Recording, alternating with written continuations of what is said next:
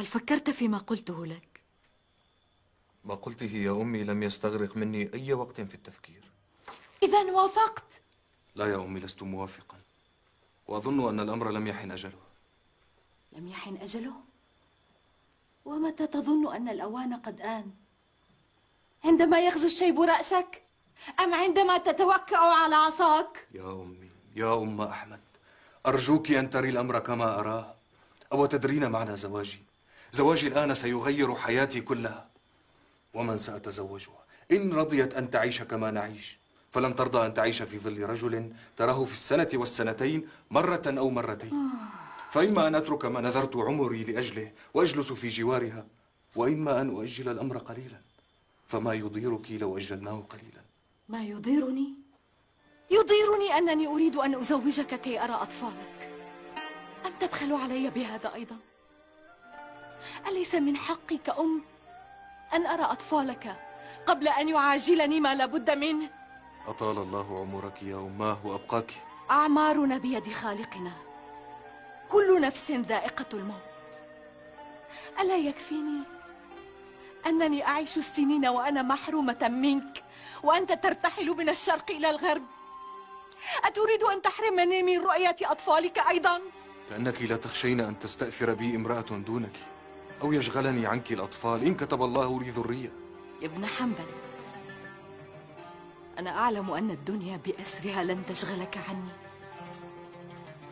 ألا ليتني أرى أطفالك، أضعهم في حجري وأراهم من حولي يلعبون.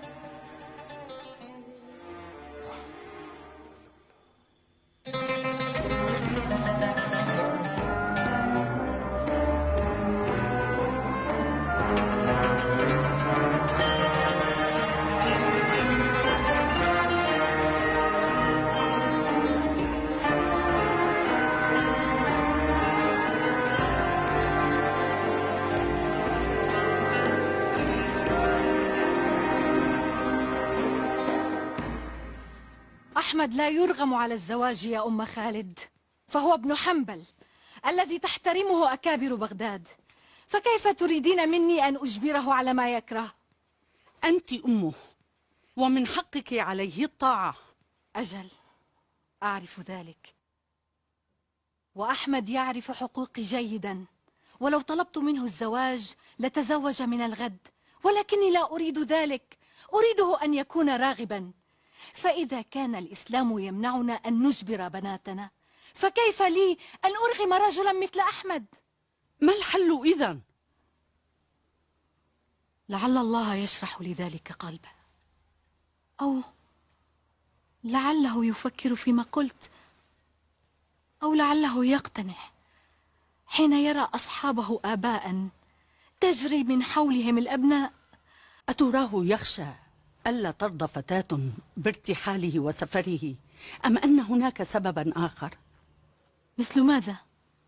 أليس من الممكن أنه يتجنب الزواج من أجلك أنت لا من أجل نفسه؟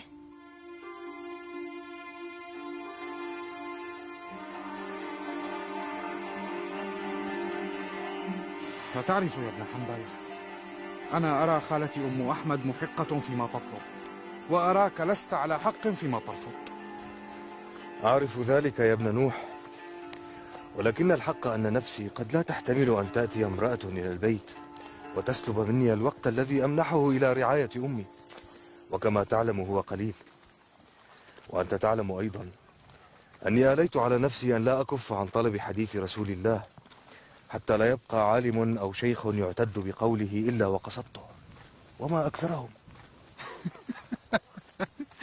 حالي كحالك يا ابن حنبل، أنسيت؟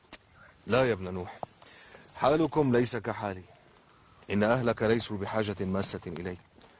أما زوجك وعيالك فكم من مرة شغلت بهم عن سفرك وترحالك، أتنكر ذلك؟ لا. إذن صدقت.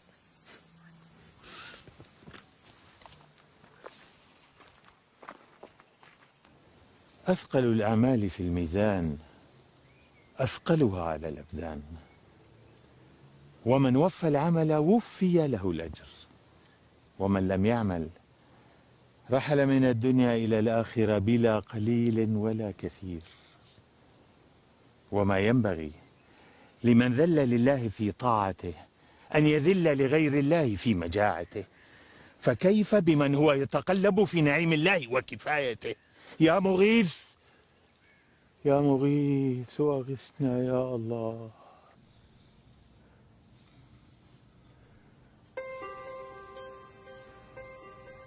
يبدو أن الأجل قد اقترب، وأن الوداع قد حان. أرجوك لا تقل ذلك يا مولاي.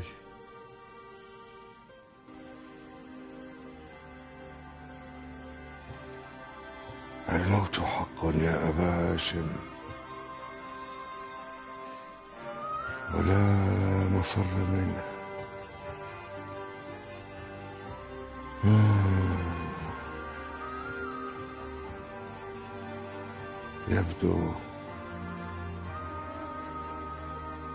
يبدو أنني لن أرى بغداد مرة أخرى. فداك نفسي يا مولاي.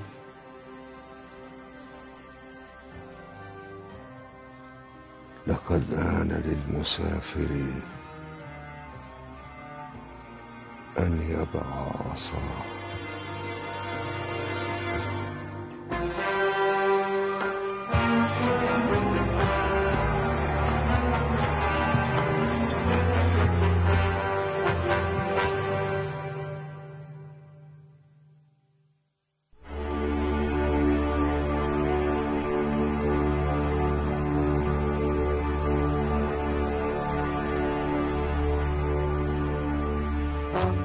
لله ما أخذ ولله ما أعطى، ولكل شيء أجل مسمى، فلتصبر ولتحتسب يا أمير المؤمنين.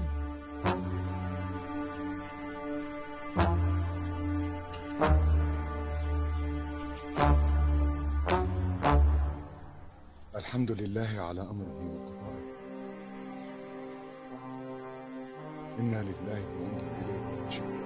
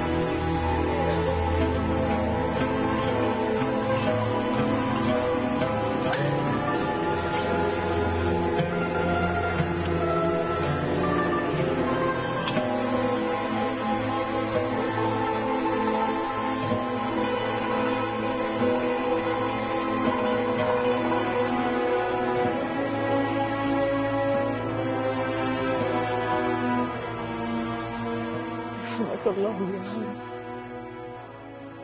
وجعل مثواك الجنة.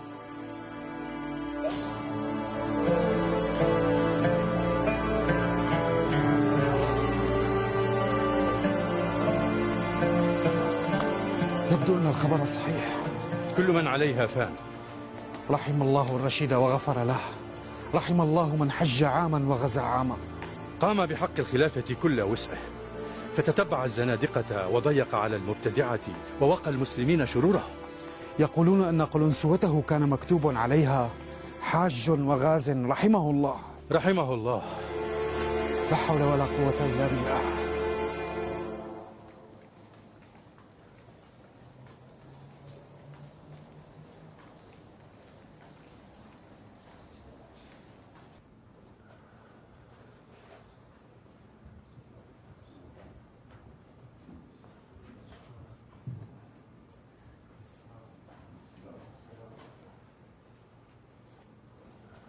لم أقل لك إن الرجل هالك لا محالة. فراح وارتاح. السلام عليكم. وعليكم السلام ورحمة الله وبركاته.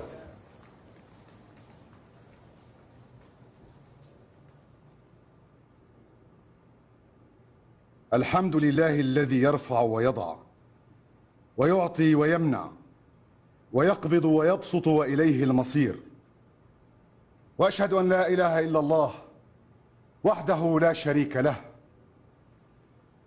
وأشهد أن محمدًا عبده ورسوله.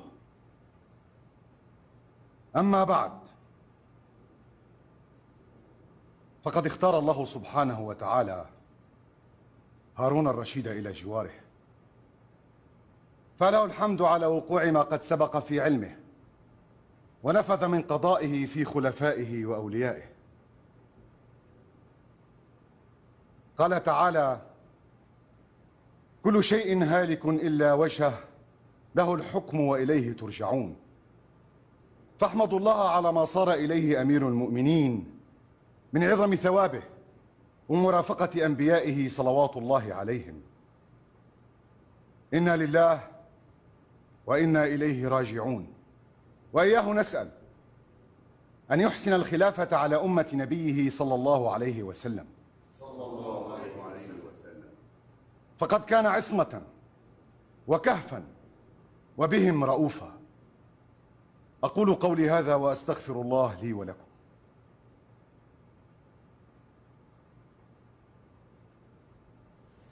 هذه يدي تبايعك أميرا للمؤمنين على عهدنا الذي قطعناه على أنفسنا لأمير المؤمنين هارون الرشيد رحمه الله.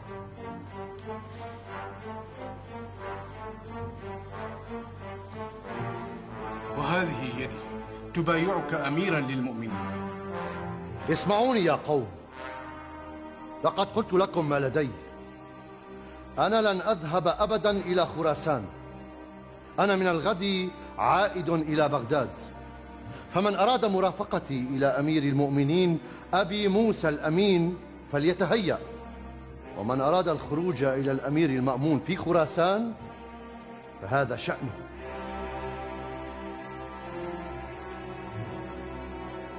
ولكن يا أبا العباس، وصية أمير المؤمنين رحمه الله أن نسلم ما بأيدينا من مال وسلاح وجند إلى الأمير المأمون في خراسان، فكيف نعود إلى بغداد؟ رحم الله هارون الرشيد وأسكنه فسيح جنانه.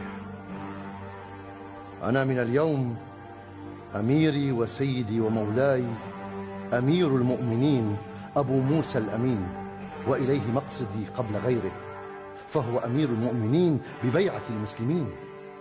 ولكن الأمير المأمون هو ولي العهد الآن، وذلك سيغضبه بلا شك.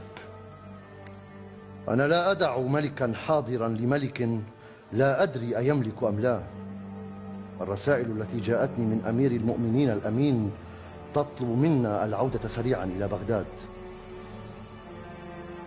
فانظروا من يجب عليكم طاعته أكثر، أمير المؤمنين مولاي الأمين أم ولي العهد المأمون. انظروا أمركم وأجمعوا رأيكم ثم أخبروني، فأنا خارج عما قريب إلى أمير المؤمنين.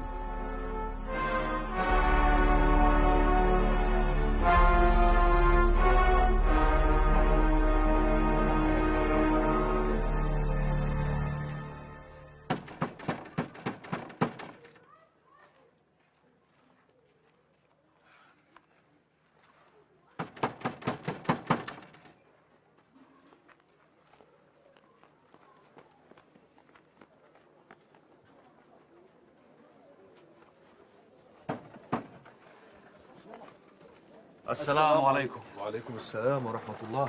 أنت أحمد بن حنبل الشيباني؟ أجل أنا هو. هذه له.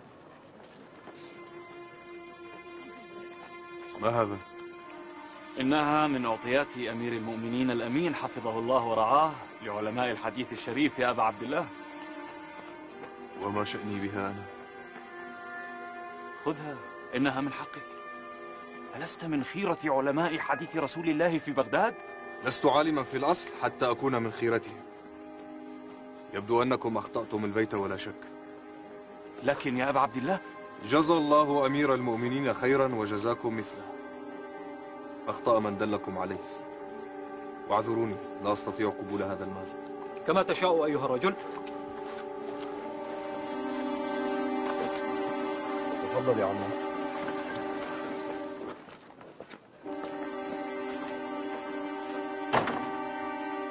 أثم عاقل يفعل ما فعلت؟ أنت ترفض النعمة. بل شبه يا عم. أموال الدولة لا تخلو من الشبهات. قد قال النبي صلى الله عليه وسلم: من اتقى الشبهات استبرأ لعرضه ودينه. لكن لماذا؟ إن علماء بغداد قاطبة فيما أعلم قد قبلوا أعطيات أمير المؤمنين، وتأتي أنت وترفضها؟ كل نفس بما كسبت رهينة، ولا شأن لي بما يفعله الآخرون. ثم إن جماعة من الصحابة قد تنزهوا عن مال السلطان، منهم حذيفة وأبو عبيدة ومعاذ وأبو هريرة وابن عمر. فهل أدع قول الصحابة من أجل رأي هنا أو هناك؟ فهل ترى أن مال السلطان حرام؟ لا تحريم إلا بنص، لكن أحب إلي أن أتنزه عنه، فاليد العليا خير من اليد السفلى. ثم إنني لست بحاجة إلى هذا المال. بل أنت في أشد الحاجة إليه. وهل هنالك أحوج إلى المال من طالب العلم؟ وأنت بذلت نفسك وعمرك ومالك في طلبه، مرة إلى الكوفة، وثانية للبصرة، وثالثة إلى مكة المكرمة، ورابعة وخامسة، وأنت على ذلك لا تحصد من علمك إلا المشقة والتعب. أفلا تقبل ما يعينك على طلب العلم؟ ثم أليس ذلك أفضل من العمل عند أصحاب الحقول تارة وعند أصحاب الحوانيت تارة أخرى؟ بل عملي في ذلك أفضل بكثير من أن أقبل هبات الآخرين. عن الزبير بن العوام رضي الله عنه عن النبي صلى الله عليه وسلم قال: لأن يأخذ أحدكم أحبلا فيأخذ حزمة من حطب فيبيع فيكف الله به وجهه خير من أن يسأل الناس أعطي أم منع. ألا تقولين شيئا يا أم أحمد؟ أحمد يفعل ذلك بعد علم يا أبا حنبل. ما أراك إلا راضية بما يجدر بك أن تلوميه عليه. من كان مثلي ومثلك لا يلوم من كان مثل أحمد يا إسحاق. كما تشاءون، كما تشاءون. أنا لا أدري لما أكابد كل المشقة والتعب في إقناع من بقي عمره صلب الرأس ولا سبيل لإقناعه. لا حول ولا قوة إلا بالله. غريب ولع الناس بالدنيا وزينتها هكذا. لدينا قوت يومنا ولسنا بحاجة إلى أحد إلا لله عز وجل. لا يثيرن حفيظتك كلام عمك يا بني، فما أراد لك إلا الخير. ليس شكي في نيته وقصده يا أماه، إنما شكي في صوابها. صدقت. أريد أن أعرف ما جرى بينك وبين ابن هارون. الحق أنني لم أفاتحه في أمرك يا أبا عبد الرحمن. لم أجد الفرصة سانحة بعد. ومتى تجد أن الفرصة مناسبة؟ لا أدري يا أبا عبد الرحمن، فالأمين هذا متقلب المزاج، كما أنه منشغل الآن، ولا أعرف موقفه تجاهي. عليك بالصبر قليلا يا أبا عبد الرحمن، وإياك أن تغادر مخبأك حتى أعلمك بذلك. عيون الأمين في كل مكان، ولا نريد للعجلة أن توقعنا في خطأ، فأنت ما زلت على رأس المطلوبين له. اطمئن اطمئن، سأبذل جهدي. علمني إن استجد معك شيء. سأفعل إن شاء الله. رافقتك السلامة يا أبا عبد الرحمن، رافقتك السلامة.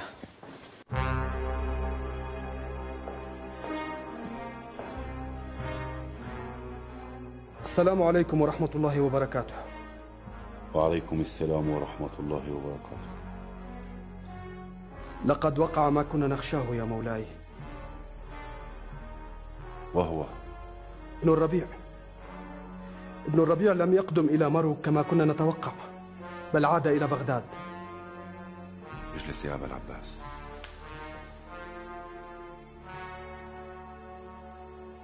كيف ذلك؟ لقد ضرب بوصية أمير المؤمنين هارون الرشيد رحمه الله عرض الحائط، ولم يقدم عليك لا بالسلاح ولا بالرجال ولا بالمال كما أوصاه، بل عاد بهم إلى بغداد. أمعتوه هذا؟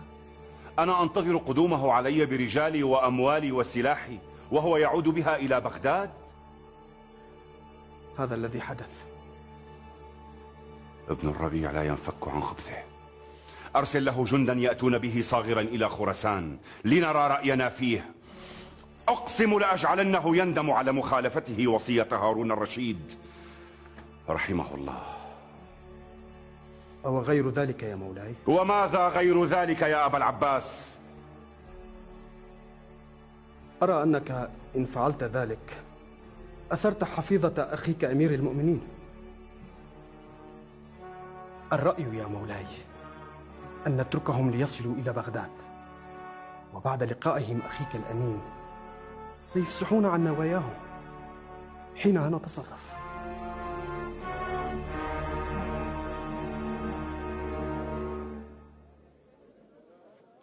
السلام عليكم ورحمة الله. السلام عليكم ورحمة الله.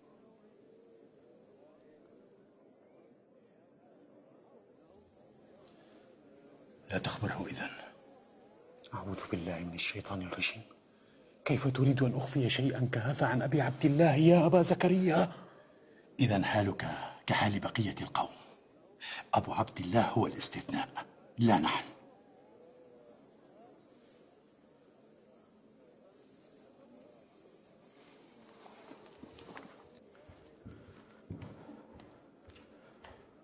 السلام عليكم يا أبا عبد الله.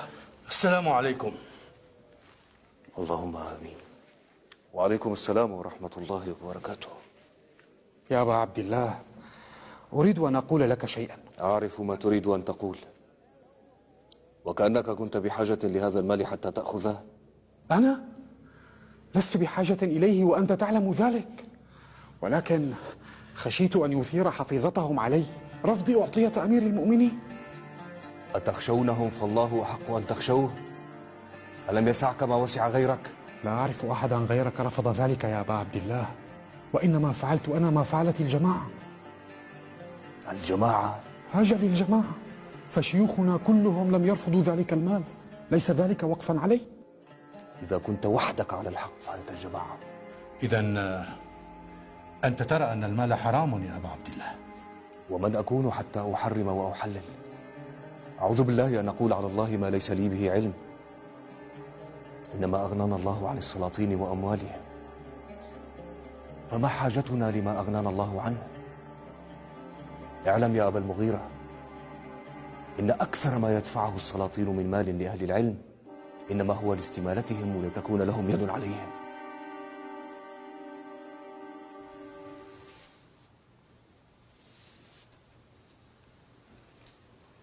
وما حاجتك إلى الرحيل يا أبا عبد الله وأنت تتصدر حلقات العلم في الحرم، وإليك يفد الطلاب من شتى الأمصار والبقاع.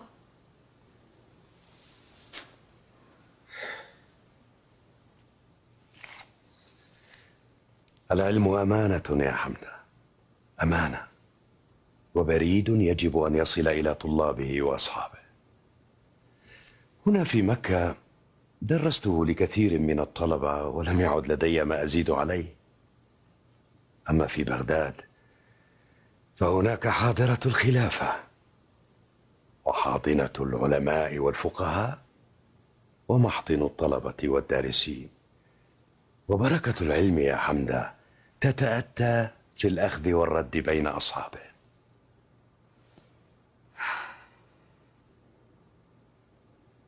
ألا تقولين شيئا يا عمتي؟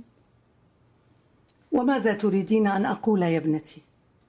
زوجك أدرى بما يصلح له ولنا في الدين والدنيا، وأنت تعرفين أنه نذر نفسه من أجل العلم منذ أن كان صغيرا. جزاك الله كل خير يا أم. كلما أوجع سفر قلبي أتذكر حديثك فينشرح صدري. طلبت عونك يا عمتي، فإذا بك تنتصرين لمحمد علي. ليتني لم أفعل ذلك. بل أنتصر لمحبة الشافعي لعلمه يا ابنتي، ولن نقف عثرة في طريقه. أفهمت؟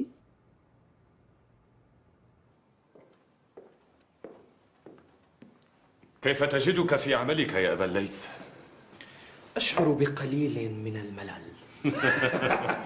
أنت ملول يا رجل. أو تجد أحسن من رئاسة ديوان القضاء؟ متى تثبت في عمل؟ ما دام صديقي أبو الجحجاح في ديوان حرس أمير المؤمنين فأنا أنتقي من الوظائف ما أشاء. أم إنك مللت من التوسط لي؟ وهل ما أنا فيه من نعمة إلا بسببك يا صاحبي؟ أنسيت أنك أنت من ألحقني بحرس أمير المؤمنين؟ دعنا من هذا الحديث الآن، وقل لي ما الأخبار؟ هل عاد سيدك؟ نحن نترقب وصوله.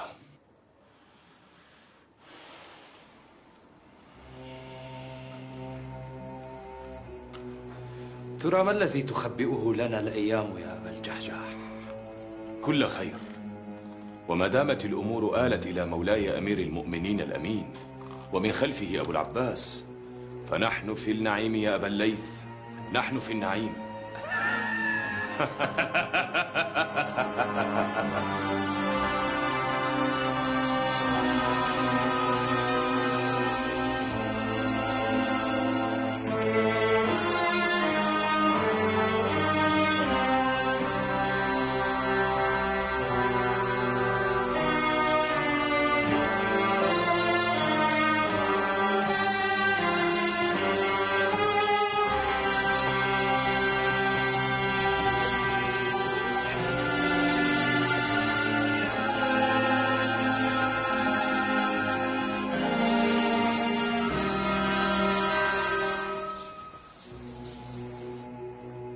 وأي بأس في خروجي إلى بغداد؟ يا مولاي، إن خروجك إلى بغداد الآن خطة غير محسوبة العواقب. كيف؟ اعلم يا مولاي، لولا أن ابن الربيع لم يكن مطمئنا إلى رضا الأمين بفعله هذا لما تجرأ على القيام به. نعم، أخشى يا مولاي أن هناك شيئا ما يدبر في الخفاء.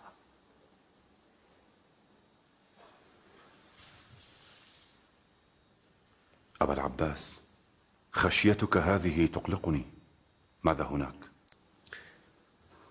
يا مولاي، نحن هنا بين أنصارنا وجنودنا، أما إذا عدنا إلى بغداد فنحن هناك قلة، أما هنا فنحن في منعة بين رجالنا وأنصارنا.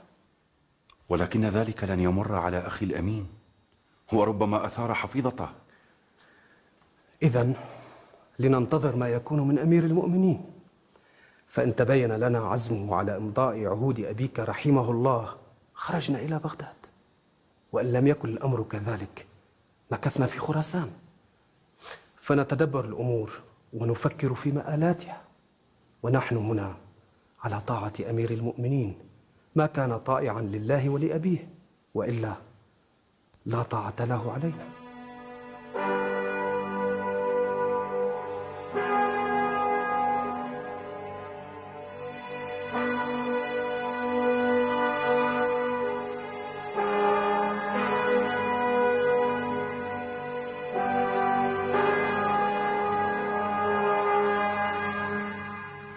ماذا ترى يا أبا العباس؟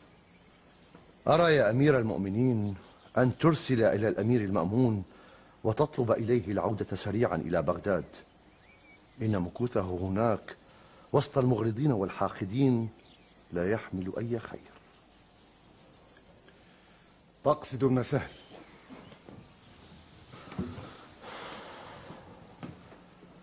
نعم ابن سهل، وأمثاله كثر من الحاقدين الذين تدثروا بعباءة الإسلام ليسهل عليهم بث أحقادهم ونشر الفوضى في ديار المسلمين.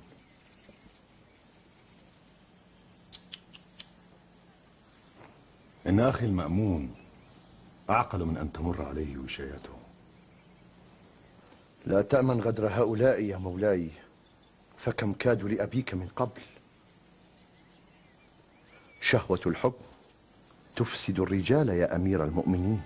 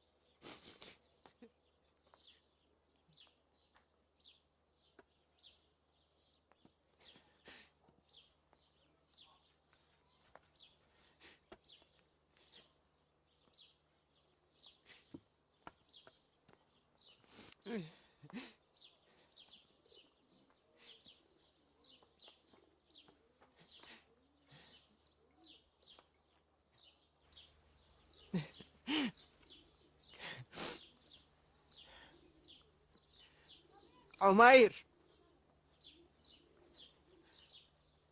عمير، أحضر لي ماء فقد نال مني العطش. لما لا تأتي إلى جدتك يا ولد؟ عمير ليس موجودا، لقد ذهب إلى حلقة الدرس وأظنه ودعك قبل أن يذهب، فلما تناديه؟ نسيت، وبما أنه قد خرج فليس لي إلا أنت أيتها أحضري لي ماء، ولا تنسي وأنت تحضر الماء أن تحضر الطعام.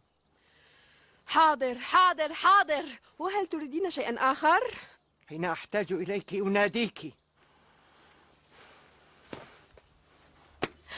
يا رب، ما الذي فعلته لتجعلني خادمة لهذه العجوز طيلة هذه السنين؟ منذ أن أصيبت بالعمى لا تحفظ إلا اسمي ولا تكف عن الطلب. خذي هذا ولا تأخذي ذاك، افعلي هذا ولا تفعلي ذاك. يا رب، لقد عيل صبري يا رب. بما تتمتمين؟ أعرف أنك تتذمرين مني ومن حاجتي. لولا بكائي المستمر لما آل إليه حال ولدي منذ تزوجك لما فقدت بصري ولما احتجتك في شيء أيتها لكن ماذا أفعل؟ إنه قضاء الله وقدره، إنه قضاء الله وقدره. كل ما أدعو الله به أن يقبضني إليه لأرتاح وتخلو لك الحياة مع ولدك المصون. ربي حقق لها ما طلبت. أحضري لي ماء باردا وطعاما ساخنا أيتها القميئة القبيحة.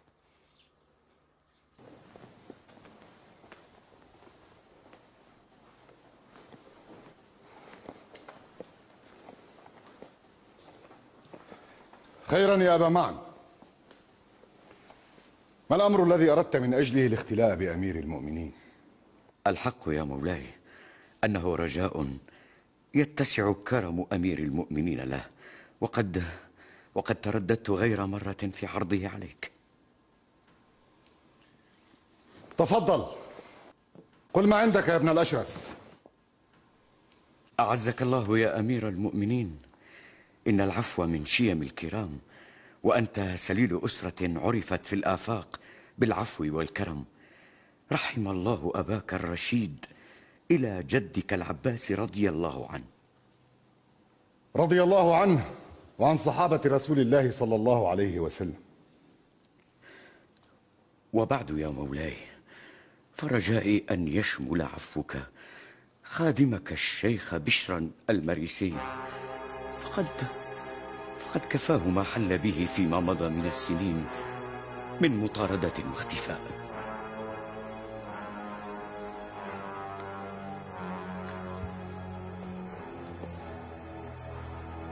لو غيرك تشفع عندي في بشر المريسي هذا يا أبا معن للقي ما تتندر به الناس.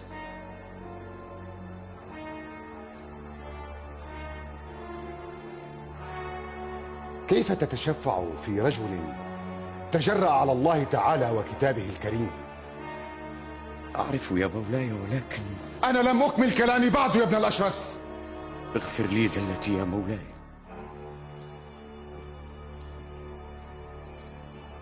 إنما يشيعه أمثال بشر هذا.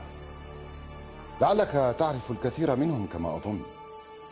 من بدع بين الناس لحري بالسيف أن يباشر عمله في أعناقهم. والذي نفسي بيده إن ظفرت بشيخ السوء هذا لأجعلنه عبرة تسطرها أوراق التاريخ. وإن كان الرشيد رحمه الله تجاوز عن بعضهم تقربا إلى الله بالعفو عنهم، فأنا سأتقرب إلى الله بقطع رقابهم.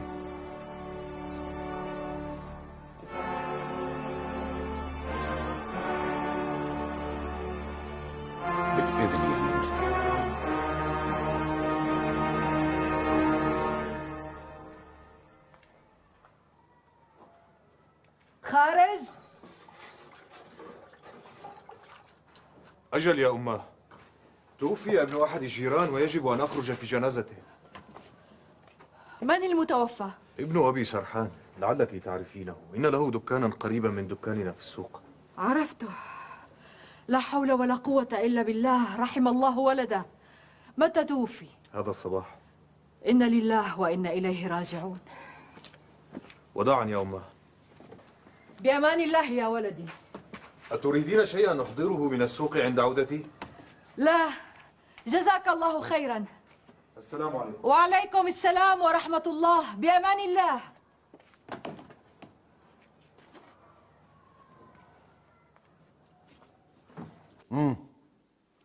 حسنا، لك ذلك. السلام على مولاي أمير المؤمنين وصحبه. وعليكم السلام ورحمة الله. اجلس يا ابن الربيع. هل أنزلتم ابن عم أمير المؤمنين مكانا يليق به؟ لو لم يكن الشافعي ابن عم أمير المؤمنين لكنا أنزلناه في عيوننا، فكيف وهو ابن عم أمير المؤمنين؟ بارك الله فيك، بارك الله فيك يا أبا العباس. إنه رجل ندر أن تجد مثيله يا أبا موسى، وهو ولا أزكيه على الله تعالى كنز من كنوز دولتك، وهو كالشمس تشرق من جميع جهاتها. ما دام في دولة الإسلام كالشافعي وأمثاله فهي بألف خير يا ابن الربيع. أهلا بك يا أبا عبد الله، قد أضاءت بغداد بقدومك. بغداد مضاءة بأمثالك يا ابن حنبل. بارك الله بك يا شيخنا. ما إن سمعت بقدومك إلى بغداد حتى سارعت بالسؤال عن مكان إقامتك، وكنت ذاهبا لأراك. لو تعلم كم أنا في شوق لمجالستك والحديث معك. هيا بنا نكمل طريقنا إلى داري. على بركة الله.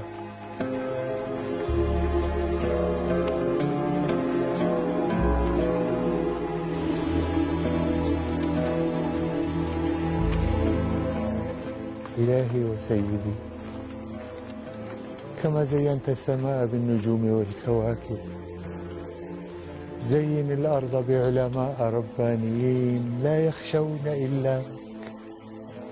يا مغيث أغثنا، أنت القوي القادر على كل شيء يا الله. أهلا بك يا ابن حنبل، زيارة مباركة. بارك الله بك يا أبا عبد الله. لم أكن أتوقع وجودك في بغداد لولعك بالرحلات وشغفك بالأسفار طلبا للعلم والحديث. الحق ما قلت يا شيخنا، فقد كنت أفكر في الخروج إلى صنعاء، ولكن حالت ظروف دون ذلك. إلى أبي بكر الحميري عبد الرزاق بن همام الصنعاني؟ أجل، ولا أكتمك سرا يا أبا عبد الله، قد ألم بي الأسى لعدم خروجي إليه، ولكن وعسى أن تكرهوا شيئا وهو خير لكم، وقد كان خيرا لي والحمد لله أن أحظى بلقائك هنا في بغداد. بارك الله فيك يا أحمد. لقد خفف عني تكلف السفر ومفارقة الأهل أني أقصد بلدا أنتم ساكنون.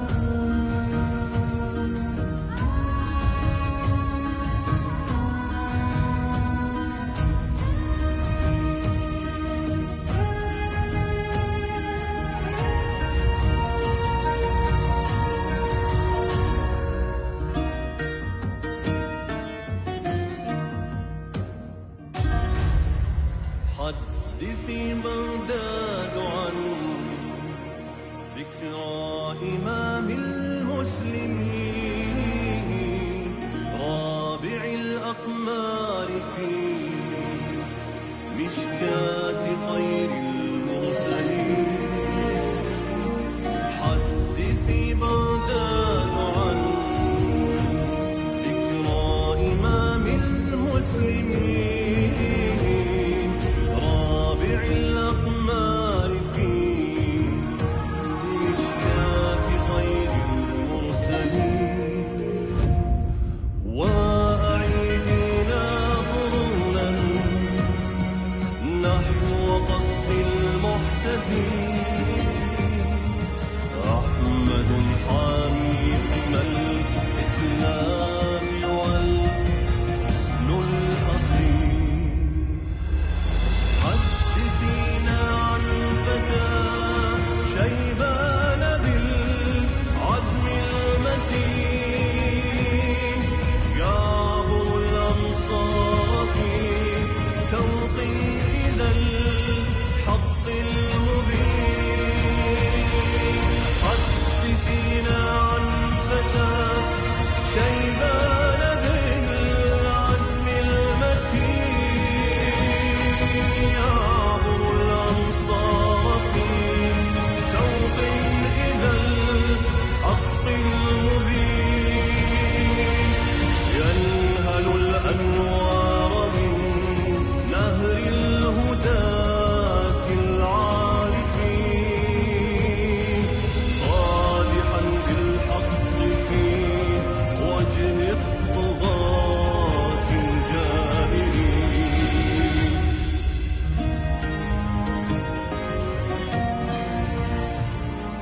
حدثي بغداد